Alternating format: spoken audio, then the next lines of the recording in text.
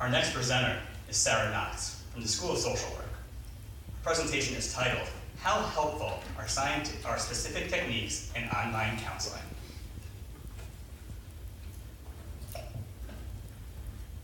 One out of 20 adults in the United States. Okay, I'll start over. Sorry. We'll call that the mic test.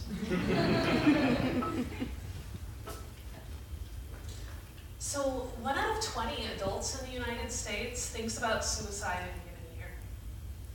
When we look at teenagers specifically, that number rises to 3 out of 20. Think about that. Picture a high school classroom with 25 to 30 students in it, and 4 of those kids in that room are thinking about suicide. My name is Sara, and my interest is in crisis intervention and suicide prevention.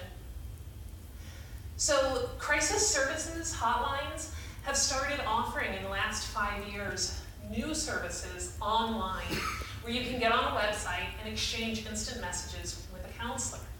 You can imagine that this is very popular among teenagers. It's very exciting as well for me as a researcher because it means that there's complete transcripts of everything that the counselor said and the person at risk said. Furthermore, the biggest of these services asks people their mood both before and after the conversation, so we can compare how their mood improved over the course of the conversation and look at the specific things that the counselors said that made that difference. So I've been working with staff at the Crisis Center of Johnson County, and we've come up with a list of 27 different individual types of statements that a counselor could say. Things like empathy, advice. We're even going to look at emojis. And we're going to count how many times each of these things comes up in conversation.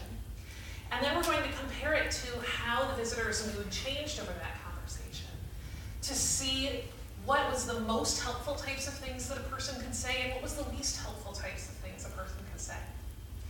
Now that by itself is exciting, but there's another aspect too.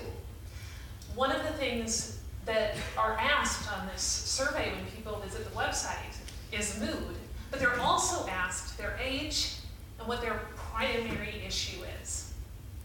So we can pull apart these conversations based on which category these people fell into and look at which specific types of things people can say that are most helpful for teenagers or that are most helpful based on the type of problem that a person is having. You can imagine teenagers and adults might react differently to emojis.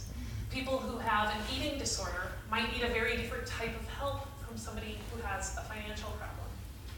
So my hope is that this research can benefit crisis centers by improving training, and in turn, that can hopefully help save lives. Thank you so much.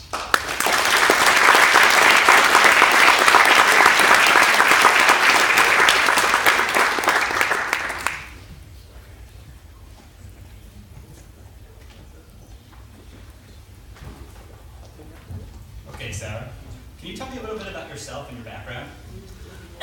Yeah, so I grew up in Iowa, and I've been here before. I graduated with a Bachelor of Science degree in economics in 2002.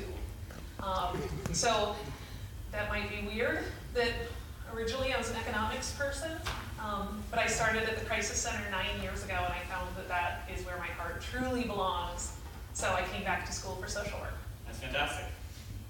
So when you're not working on your research, what are you doing? I spend most of my time with my husband and son. We actually pulled my son out of school so he could come and watch me today. We're a very nerdy family. We like to play board games and things like that. Fantastic. Do you have a favorite board game?